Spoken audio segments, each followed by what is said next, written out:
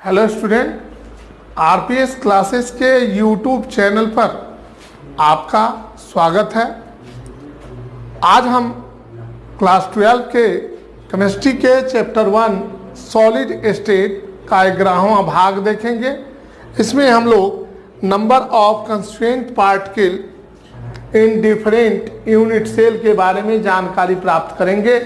विभिन्न एकक कोष्टिकाओं में नंबर ऑफ पार्टिकल्स कितने होते हैं, उसकी गणना हम कैसे करेंगे, इसके बारे में जानकारी प्राप्त करेंगे। नंबर ऑफ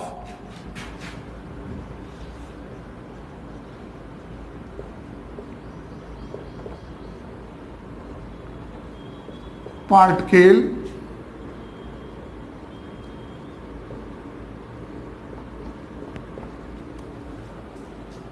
इन डिफरेंट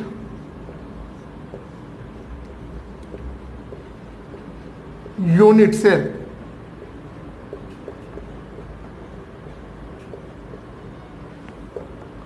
के बारे में जानकारी प्राप्त करेंगे। मतलब विभिन्न प्रकार के एकक कोष्टिकाओं में अवयवी कणों की संख्या कितनी होती है, इसके बारे में हम लोग जानकारी प्राप्त करेंगे। आप जानते हैं कि different kind of unit cell क्या है, तो प्रिमिटिव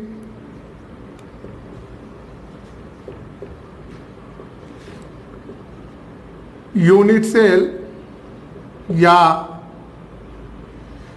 आध एकक कोष्टिका, इसको सिंपल यूनिट सेल भी कहा जाता है।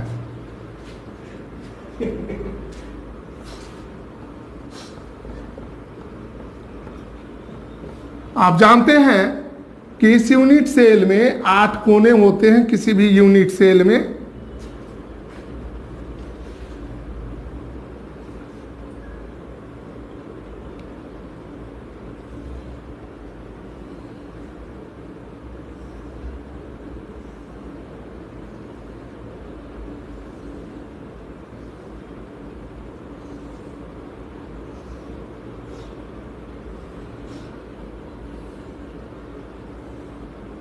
तो नंबर ऑफ इट इज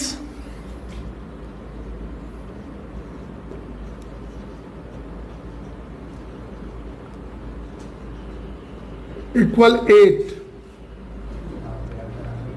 इसलिए number of constituent particle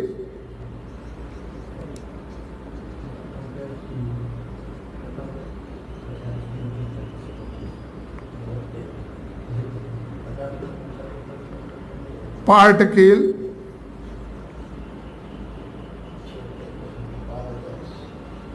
in SC यानी सिंपल यूनिट सेल इक्वल 8 गो कोना है, 1/8।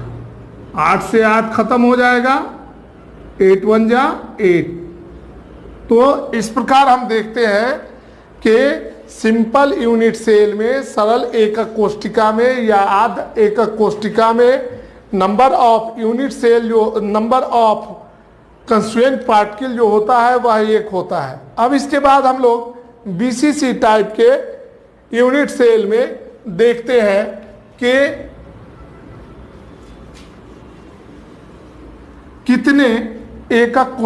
कितने अवयवी कण होते हैं, इसको देखते हैं बीसीसी में। इन बीसीसी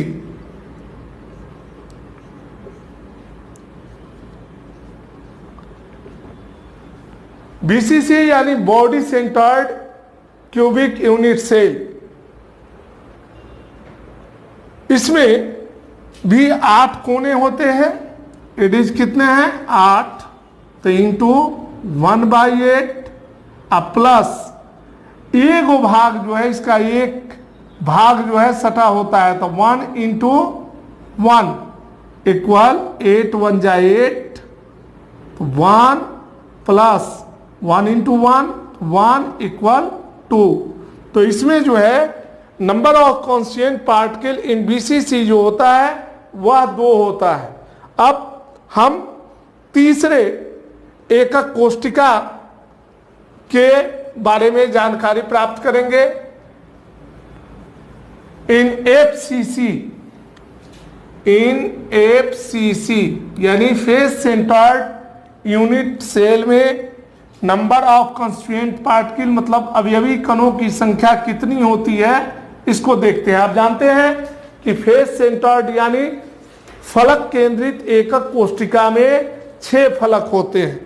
तो number of constituent particle equal, यहां देखते हैं इडिज कितना है, 8 है, तो इक्वल हो जाएगा 8 इंटू 1/8 प्लस 3 गो 6 गो जो है इसका फेस सेंटर्ड का 6 गो कोना जो है 6 भाग जो है दूसरे यूनिट सेल के 6 भागों के साथ जुड़ा होता है। तो 6 इंटू 1/2, 8 1 जा 8, 2 3 जा 6 इक्वल 1 1 जा 1 प्लस 3 1 जा 3 इक्वल 4। इस प्रकार हम देखते हैं कि FCC में नंबर ऑफ कॉन्स्टिट्यूएंट पार्टिकल जो है 4 होता है। अब स्टूडेंट हम इसके बाद ECC में नंबर ऑफ कॉन्स्टिट्यूएंट पार्टिकल को देखेंगे। तो number of constituent particle in ECC, तो इसमें जो है 2 विपरीत दिशाओं पर, 2 विपरीत अल्टरनेटिव डायरेक्शन में 2 कण होते हैं। तो 8 इंटू, चूंकि 8 इडिज है, 8 इंटू 1/8 प्लस 1 इंटू 1, तो 8 1 जा 8, तो 1 प्लस 1 इंटू 1 इक्वल 1, तो 1 1 2। ECC में नंबर ऑफ कंस्टिट्यूएंट पार्टिकल जो होगा वह 2 होगा। और इस प्रकार हम number of constituent particle in different types of unit cell के बारे में जाने। हमने कंस्टिट्यूएंट पार्टिकल के बारे में आपको बताया कि यह एटम हो सकता है, मॉलिक्यूल हो सकता है या आयन हो सकता है। अब हम लोग कोऑर्डिनेशन नंबर के बारे में जानेंगे, समन्वय संख्या के बारे में जानकारी प्राप्त करेंगे। तो स्टूडेंट आप वीडियो को पॉज करें और इसे नोट डाउन करें। अब हम लोग कोऑर्डिनेशन नंबर के बारे में जानकारी प्राप्त करें। कोऑर्डिनेशन नंबर, इसके बारे में हम लोग कोऑर्डिनेशन कंपाउंड चैप्टर नंबर 9 में बहुत अच्छे ढंग से इसको कोऑर्डिनेशन नंबर निकालने के लिए बताया गया है। चूंकि इस चैप्टर में थोड़ा सा दिया गया है कि कोऑर्डिनेशन नंबर को जान लिया जाए। The number of closest neighbours of any constituent particles, जो संख्या होता है पड़ोस में जो अवयवी कण है उसकी जो संख्या है इन द क्रिस्टल लैटिस, क्रिस्टलीय जालक में, इज कॉल्ड, उस संख्या को कोऑर्डिनेशन नंबर कहा जाता है। Coordination number is called coordination number. यह हमारा कोऑर्डिनेशन नंबर है। अब हम लोग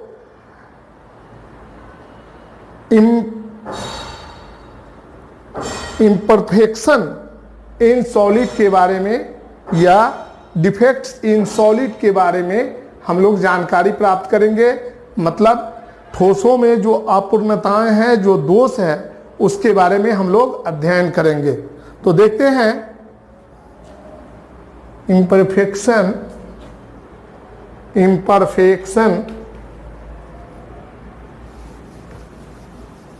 इन सॉलिड्स, ठोसों में अपूर्णताएं,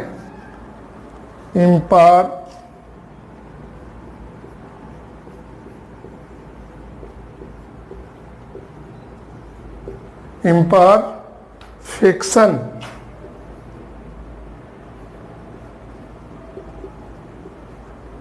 imperfections in solids,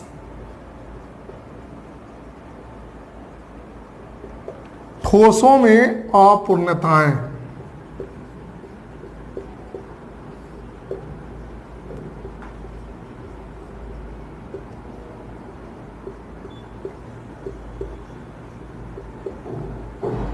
या इसको कहते हैं डिफेक्ट्स इन सॉलिड, डिफेक्ट्स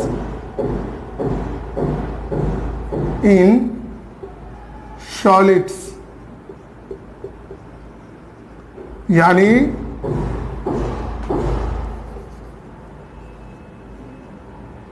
ठोसों में दोष। दोष के क्या कारण है? वह क्रिस्टल जिनमें अवयवी कणों की व्यवस्था पूर्णतः नियमित होती है, वह ठोस जिनमें अवयवी कणों की व्यवस्था पूर्णतः व्यवस्थित होती है आदर्श क्रिस्टल कहलाते हैं। लेकिन इनका जो एंट्रोपी का मान होता है वह परम शून्य होता है। लेकिन जब ये अपने परम व्यवस्था से कुछ विचलित हो जाते हैं तो इनमें दोष उत्पन्न हो जाते हैं। इस दोष को क्रिस्टलीय दोष कहा जाता है, defects in crystals, sorry crystal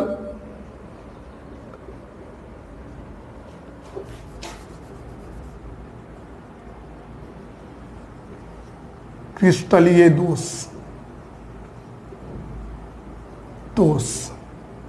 क्रिस्टलीय दोष।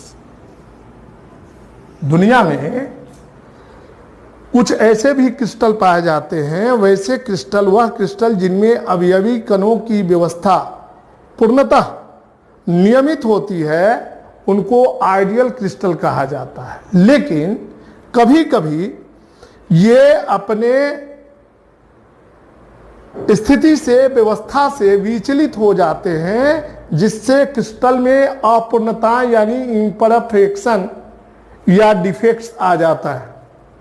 इसी को क्रिस्टलीय दोष कहा जाता है। यह दो प्रकार का होता है। यह टेस्ट टू टाइप्स, पहले इसकी परिभाषा को लिखते हैं। imperfection of solids या defects in crystal, any irregularity in the pattern of crystal, यानी आप जानते हैं कि क्रिस्टल जो है नियमित पैटर्न में सजे होते हैं। जब उसके नियमित पैटर्न के सजावट में क्या होता है, अनियमितता आती है, तो उसको क्या कहते हैं, इम्परफेक्शन इन सॉलिड्स और डिफेक्ट्स इन क्रिस्टल, ठोसों में अपूर्णता या क्रिस्टलीय दोष कहा जाता है। फिर से समझिए, जब किसी जालक में जो उपस्थित क्रिस्टल है उसके सजावट में जब इरेगुलर यानी अनियमितताएं उत्पन्न हो जाती है तो इस प्रकार के क्रिस्टलीय दोष, इसको जो है क्रिस्टलीय दोष या ठोसों में अपूर्णताएं कहते हैं। यह दो प्रकार का होता है। इट इज टू टाइप्स या टू टाइप्स, यह दो प्रकार का होता है। नंबर एक, पॉइंट डिफेक्ट, पॉइंट डिफेक्ट, और नंबर दो, लीनियर डिफेक्ट, लीनियर डिफेक्ट, यानी बिंदु दोष। यह दो प्रकार का होता है। पहले को कहते हैं बिंदु दोष या, और दूसरे को कहते हैं रैखिक दोष, रैखिक दोष। तो स्टूडेंट, आप वीडियो को पॉज करें और इसे नोट करें। इम्परफेक्शंस इन सॉलिड्स, यानी इसको डिफाइन करेंगे, any irregularity in the pattern of crystal arrangement in a solid is called imperfection in solids और defects in crystal it is two types. Number 1 point defect यानी बिंदु दोष, और number 2 जो है लीनियर डिफेक्ट यानी रैखिक दोष। तो आप इसको नोट करें।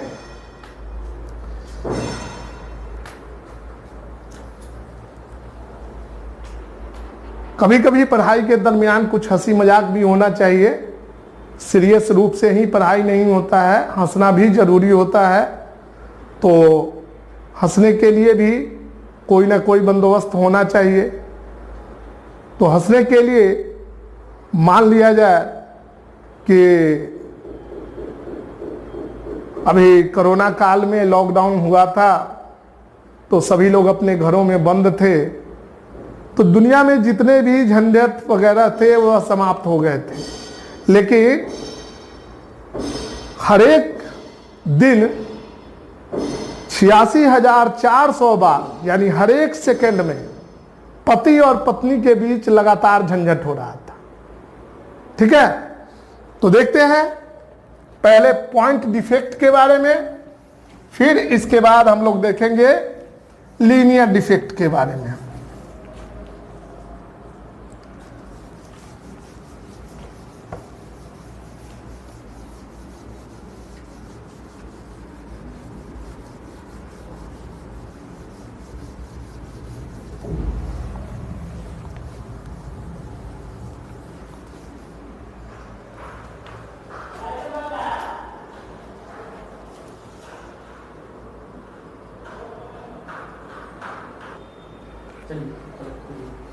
तो हमने देखा कि जो क्रिस्टल डिफेक्ट्स हैं वो दो प्रकार के होते हैं, पॉइंट डिफेक्ट्स और लीनियर डिफेक्ट।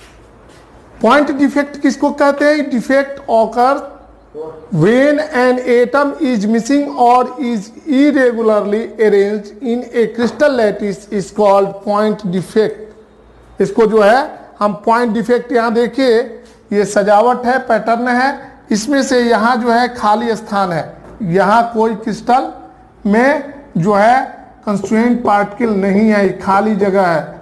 और यहाँ देखिए इन चारों के बीच में एगो जो है इंटरस्टिशियल इम्प्यूरिटी जो है प्रविष्ट कर गया है, और ये जो है सब्स्टिट्यूशनल इम्प्यूरिटी है, इसको प्रवेश कराया गया। तो इस प्रकार को जो है बिंदु दोष कहते हैं। इसको क्या कहेंगे? बिंदु दोष कहेंगे। और यह 3 प्रकार का होता है। पॉइंट डिफेक्ट जो है 3 प्रकार का होता है। एक का नाम है स्टियोकियोमेट्रिक डिफेक्ट, नॉन स्टियोकियोमेट्रिक डिफेक्ट और शॉर्टकी डिफेक्ट। तो इसके बारे में हम लोग बारी बारी से जानेंगे। हिंदी वाले जो स्टूडेंट हैं वो अब लिखेंगे बिंदु दोष,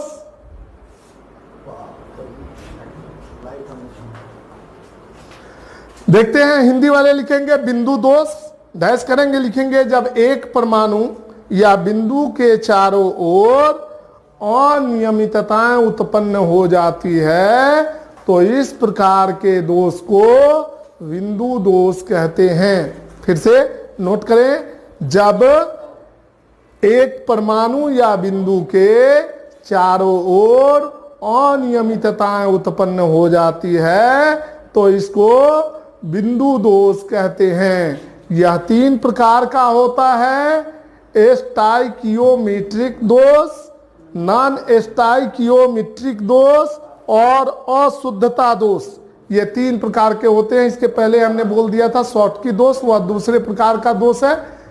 अभी हम देखेंगे पॉइंट डिफेक्ट जो है 3 टाइप्स का होता है, stoichiometric defect, non stoichiometric defect और तीसरा होता है इम्प्यूरिटी डिफेक्ट। तो बारी बारी से उन तीनों को देखते हैं।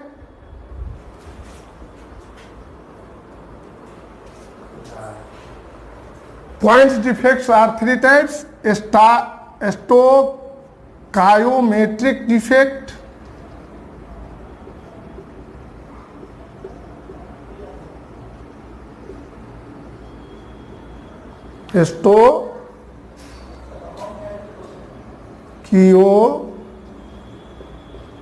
stoichiometric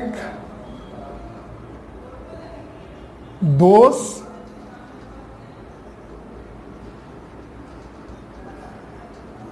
दूसरा है नॉन स्टोइकियोमेट्रिक कियोमेट्रिक दोष,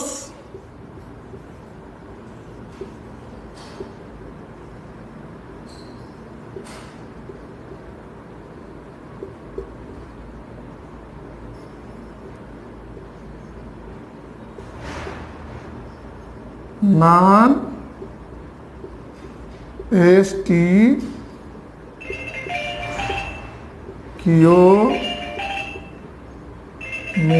दोष, और तीसरा है impurity defect,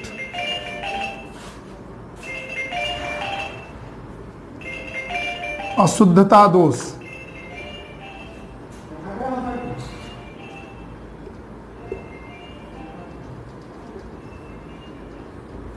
student, point defect जो है 3 प्रकार के होते हैं, स्टोइकियोमेट्रिक दोष, नॉन स्टोइकियोमेट्रिक दोष और अशुद्धता दोष। स्टूडेंट, चूंकि वीडियो लंबा होते जा रहा है इसलिए हम आज अपने वीडियो को यहीं विराम देते हैं। अगर हमारा वीडियो जो है आरपीएस क्लासेस का वीडियो आपको अच्छा लगता है तो आप इसको लाइक करें, सब्सक्राइब करें और शेयर करें। धन्यवाद।